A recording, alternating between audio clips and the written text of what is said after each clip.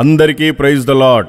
నా తల్లిదండ్రులతో సమానమైన ప్రియ పెద్దమ్మ, పెద్దనాన్న, చిన్నమ్మ, బాబాయ్, నా అక్క చెల్లెళ్ళారా, నా అన్న తమ్ముళ్ళారా, దయచేసి అందరూ వినండి. మీ యొక్క అమూల్యమైన సమయాన్ని మీకు ఉపయోగపడే ఈ మంచి మాటల కోసం 10 నిమిషాలు కేటాయించండి. ఎక్కడి వారు అక్కడే శ్రద్ధగా వినండి. యేసుక్రీస్తు అందరికీ ప్రభు. ఆయన చాలా మంచి దేవుడు, చాలా శక్తివంతమైన దేవుడు. యేసు ప్రభు లోకరక్షకుడు. యేసు ప్రభు కృపగల దేవుడు. ఆయన సర్వశక్తి కలిగిన దేవుడు. ఆయన చాలా గొప్ప దేవుడు. యేసు ప్రభు ఎందుకు గొప్ప దేవుడంటే ఆయన ఈ ప్రపంచాన్ని అనగా భూమియు ఆకాశమును సముద్రమును అన్నీ సృష్టించిన సృష్టికర్త. అంతేకాదండి, నిన్ను నన్ను పుట్టించిన దేవుడు యేసు ప్రభు. ఇంకా ఒక్క మాటలో చెప్పాలంటే ఆయన ఈ ప్రపంచం అనగా భూమి, ఆకాశం, సముద్రం, చెట్లు, జంతువులతో సహా అంతా నోటి మాటతో పలికితేనే కలిగినవి. దేవుని శక్తి అలాంటిది. కానీ ఆయన నిన్ను నన్ను మాత్రం వాటన్నిటిలాగా నోటితో పలకకుండా స్వయంగా తనలాగే తన చేతులతో మట్టిని తీసుకొని చాలా ఇష్టపడి మనిషిని ప్రేమించి మానవుని నిర్మాణం తనలాగే దేవుడు నిర్మించుకున్నాడు. ఆ మానవుని నిర్మాణంలో ఆయన జీవాత్మను ఊదాడు. అప్పటి నుండి మన హృదయం దేవుని ఆలయమై ఉన్నది. మన గుండెల్లో దేవుడు గుడి కట్టుకుని నివసిస్తున్నాడు. ఇది నిజం. ఆయన నివాసం మన హృదయం. అందుకే మనం బ్రతుకుతున్నాం. అంతేకాదు, మనం ఏదైనా తప్పు చేసినప్పుడు మన మనస్సాక్షి ఒప్పుకోదు. అదేనండి దేవుని పరిశుద్ధాత్మ. కానీ నువ్వు మాత్రం నీ హృదయాన్ని పాడు చేస్తున్నావు, నీ మనసుని పాడు చేసుకుంటున్నావు, నీ లోపల ఉండే దేవుని ఆలయం నాశనం చేస్తున్నావు. ఎందుకు? చెడు వ్యసనాలకు, దురలవాట్లకు ఎందుకు నీవు బానిసవయ్యావు? ఈ భూమి మీద జంతువులు గడ్డిని, కొన్ని ఆకుల్ని తిని బ్రతుకుతాయి. జంతువులు కూడా తినని పొగాకుని ఈరోజు నువ్వు రాజా కైని అని, అంబర్ అని, గుట్కా అని, కిల్లి అని, పాన్ అని చెప్పుకుంటూ పొగాకును తింటున్నావు. ఎందుకు? చుట్టా అని, బీడీ అని, హుక్కా అని, సిగరెట్ అని చెప్పుకుంటూ పొగాకుని త్రాగుతున్నావు. ఎందుకు? క్యాన్సర్ని, గుండె జబ్బుల్ని కొని తెచ్చుకుంటున్నావు. ఎందుకు? పనికిరాని కొన్ని ఆకులు, కొన్ని చెక్కలు, కుళ్ళిపోయిన కాయలతో మురగబెట్టి మరిగించిన మద్యాన్ని మందు అని చెప్పుకొని ఆ రంగు నీళ్లను త్రాగుతున్నావు. ప్రతిరోజు ఇంట్లో గొడవలు, బయట గొడవలు, త్రాగిన మైకంలో నీ భార్యను కొడుతున్నావో, పిల్లలను కొడుతున్నావో, ఎవరితో ఏం మాట్లాడుతున్నావో, ఎవరిని ఏమి తిడుతున్నావో కూడా నీకు అర్థం కాని పరిస్థితి. నిన్ను అందరూ త్రాగుబోతు అని మాట్లాడుకుంటున్నా నీకు సిగ్గనిపించట్లేదా? నీకు దేవుడు పెట్టిన జ్ఞానాన్ని, తెలివిని మరచిపోయి నేను చాలా సంతోషంగా ఉన్నాను, చాలా ఆనందంగా ఉన్నాను అని భ్రమలో బ్రతుకుతూ నీ ఆరోగ్యం పాడు చేసుకుంటూ అనారోగ్యంగా ఉన్నావు. నీవు పెళ్లి కాకముందే ఒకరితో, పెళ్ళైన తర్వాత మరొకరితో, పెళ్లి చేసుకున్న వాళ్ళు లేకపోతే ఇంకొకరితో నీ కామ కోరికల 5 నిమిషాల ఆత్రం కోసం అక్రమ సంబంధం పెట్టుకొని వ్యభిచారం చేస్తూ నేను చాలా సుఖభోగాలను అనుభవిస్తున్నాను, చాలా ఎంజాయ్ చేస్తున్నాను అని కలలుగంటూ నీ కుటుంబాన్ని, నీ సంసారాన్ని పాడు చేసుకుంటూ నిన్ను నమ్మిన వారిని మోసం చేస్తున్నావు. నీవు పొలం పని కావచ్చు, కూలి పని కావచ్చు, కాంట్రాక్ట్ పని కావచ్చు, వ్యవసాయం కావచ్చు, ఉద్యోగం కావచ్చు, వ్యాపారం కావచ్చు, ఏ పని చేసినా నాణ్యత, నమ్మకం లేకుండా అబద్ధాలతో నీ కాలాన్ని వెల్లదీస్తూ మోసంతో మభ్యపెట్టి బ్రతుకుతున్నావు. అందుకే నీకు తీర్చలేని అప్పులు లేదా నీకు మించిన ఆస్తులు ఉన్నవి అని అనుకోవచ్చు. ఇంట్లో టీవీ ఉంది కదా అని నీకు ఇష్టం వచ్చిన సీరియల్స్, సినిమాలు చూసి నీ బాధ్యతను మరచిపోయి నువ్వు కూడా వాళ్ళలాగే ఇంట్లో లేదా బయట నటించి నీ కుటుంబాన్ని పాడు చేసుకుంటూ సోమరిపోతు అయిపోతున్నావు. నీకు మొబైల్ ఉంది కదా అని నీకు ఇష్టం వచ్చిన వాళ్ళతో మాట్లాడకూడని మాటలు, బూతులు మాట్లాడుతున్నావు. నీకు ఇష్టం వచ్చిన బూతు బొమ్మలు మరియు చూడకూడని వీడియోలు చూస్తున్నావు. నీ తల్లిదండ్రులను లేదా నీ అత్తమామలను లేదా నీ భార్య లేదా నీ భర్తను, నీ పిల్లలను పట్టించుకోకుండా బాధ్యత లేకుండా తిరుగుతున్నావు. నాకు తినటానికి తిండి ఉంది, కట్టుకోవడానికి మంచి బట్టలు ఉన్నాయి, నా దగ్గర డబ్బులు ఉన్నాయి అనుకొని జూదానికి లేదా పేకాటకు అలవాటు పడి నీ భవిష్యత్తుని నీ చేతులారా నీవే పాడు చేసుకుంటున్నావు. ఇవన్నీ చేస్తూనే నేను మంచి భక్తుణ్ణి అనుకుంటూ పండగ వచ్చిందంటే నా పాపం పోవటానికి ఒక కోడిని లేదా ఒక మేకను లేదంటే ఒక పొట్టేలును కోసి దేవుడి పేరు చెప్పుకొని రక్తం చిందించి నీవే దానిని తినేసి నా పాపము పోయిందిలే, ఇంకొక సంవత్సరం వరకు నాకు చాలా మంచి జరుగుతుందని ఒక మూఢనమ్మకంతో బ్రతుకుతున్నావు.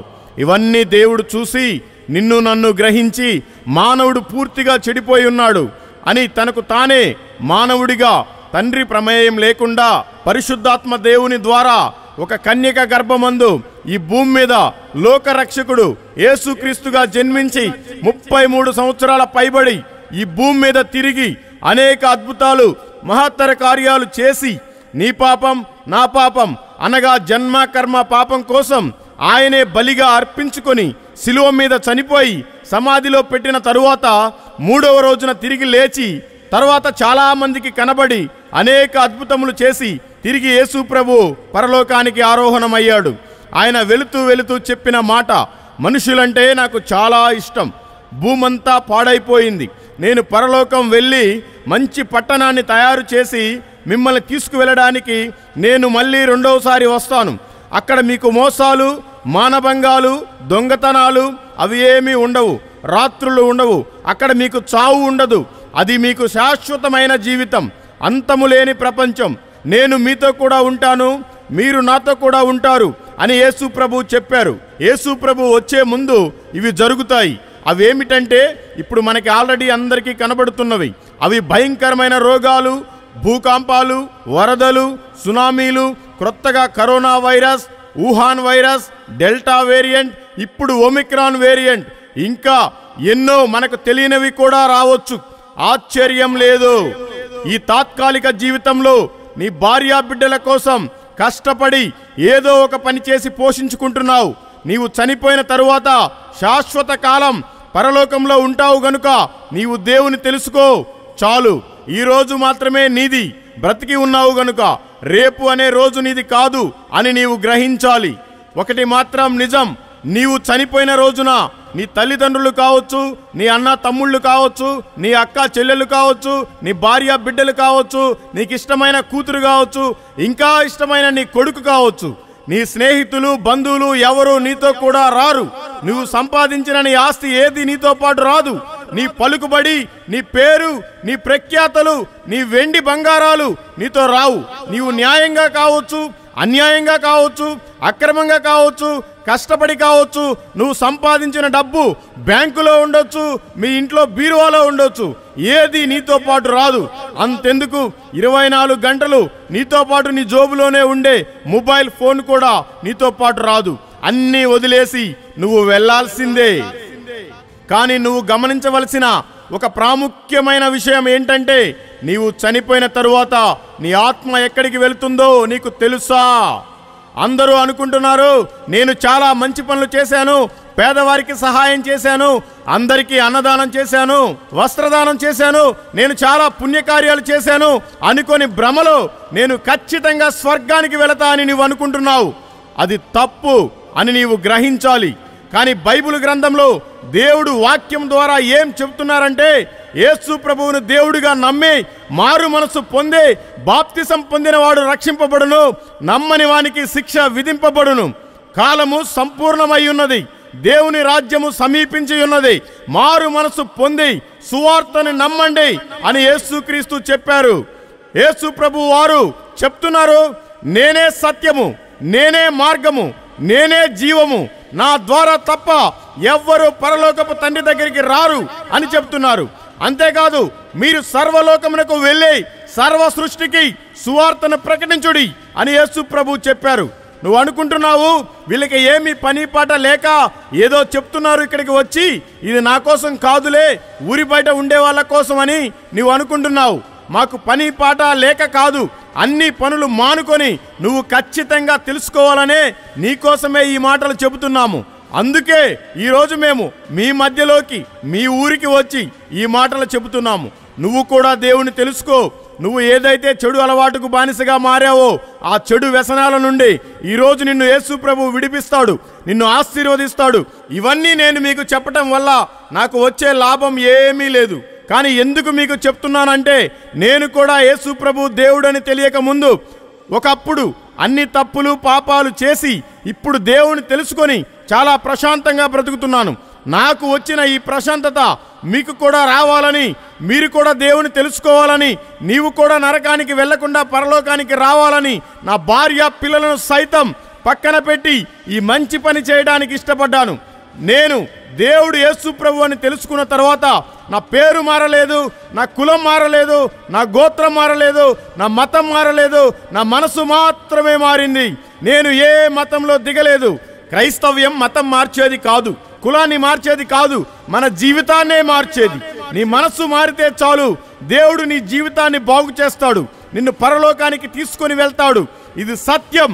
మీరు నమ్మినా నమ్మకపోయినా వాస్తవం ఇదే. మన జీవితంలో ఎన్నో ఒడిదుడుకులు, ఎన్నో ఇబ్బందులు, చెప్పుకోలేని అవమానాలు, అప్పులు, అనారోగ్యాలు, మన పైన చేతబడులు, దెయ్యాలు, ఇవన్నీ మనకి అవసరమా? సమాజంలో నీవు సిగ్గుతో తల వంచుకుని బ్రతుకుతున్నావేమో. నీ బాధని ఎవరితో చెప్పుకోలేక, ఏమీ చేయలేక నీలో నీవు కృంగిపోతున్నావు. నీవు మనస్ఫూర్తిగా నమ్ము చాలు, యేసు ప్రభువు నీ తల ఎత్తుకొని తిరిగేలా చేస్తాడు నిన్ను. నీవు ఎక్కడికి వెళ్ళనవసరం లేదు. నీవు నమ్మితే చాలు, దేవుడు అద్భుతాన్ని నువ్వు కనులారా చూస్తావు. ఇప్పటికీ దేవుడు మనిషిని చాలా ప్రేమిస్తున్నాడు, నిన్ను కూడా చాలా చాలా ప్రేమిస్తున్నాడు. ఆయన ఇష్టపడుతున్నాడు నీవు ఆయనకి కావాలి అని. దేవుడు చాలా మంచి దేవుడు. నీవు యేసు ప్రభుతో మాట్లాడితే వినగలిగే దేవుడు. నీవు ఏది అడిగినా నీకు సమాధానం ఇచ్చే దేవుడు. నీకు నమ్మకం ఉంటే ఇప్పుడే ప్రయత్నించి చూడు, నీకే నిజం తెలుస్తుంది. యేసు ప్రభువు మాట్లాడతాడు.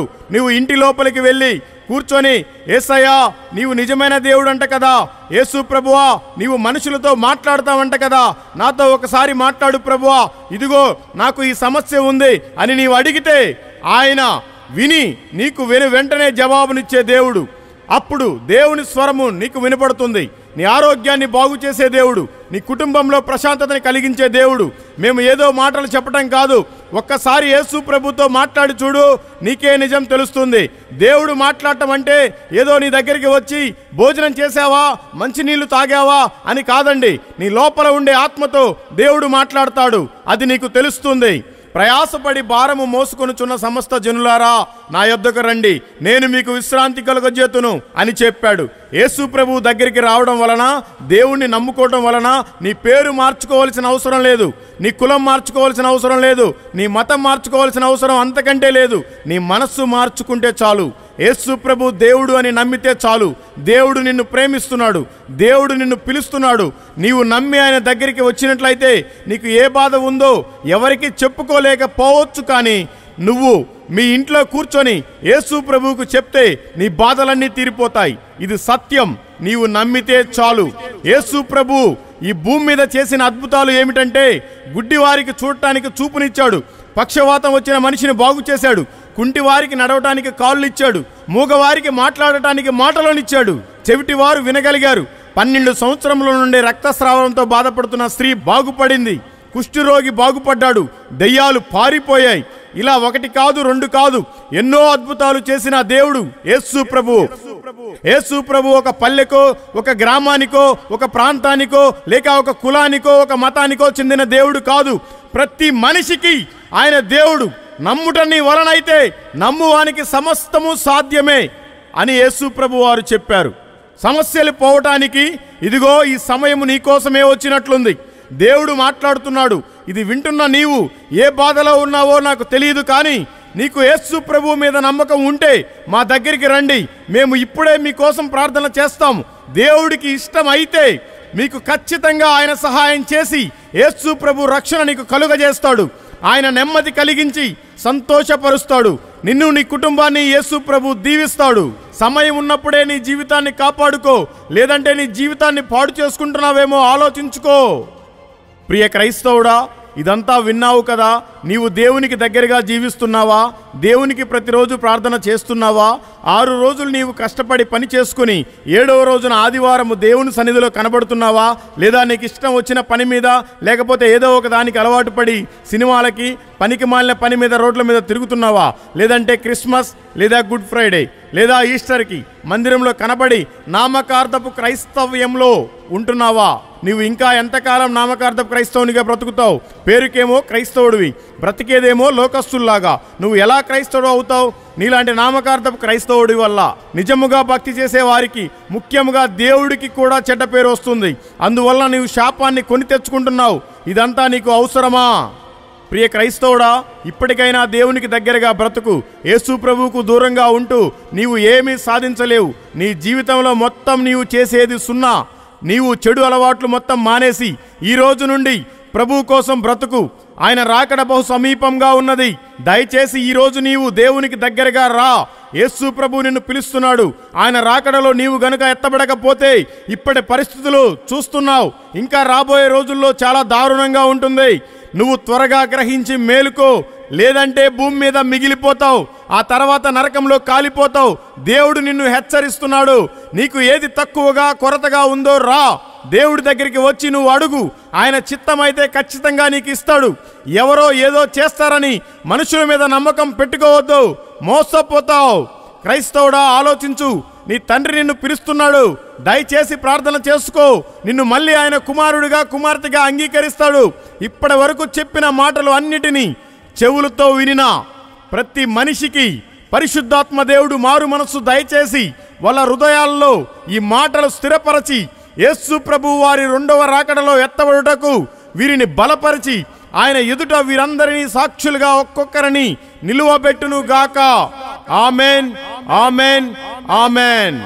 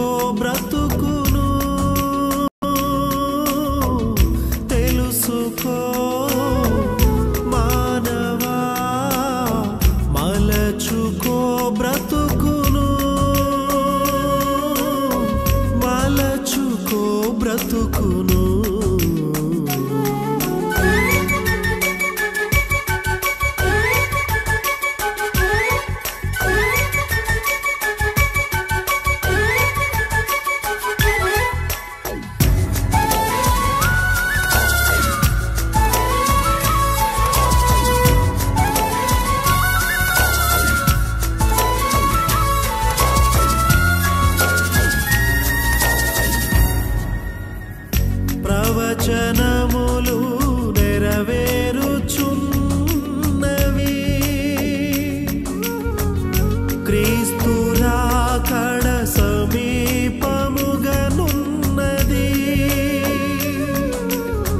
ప్రవచనములు నెరవేరుచున్నవి.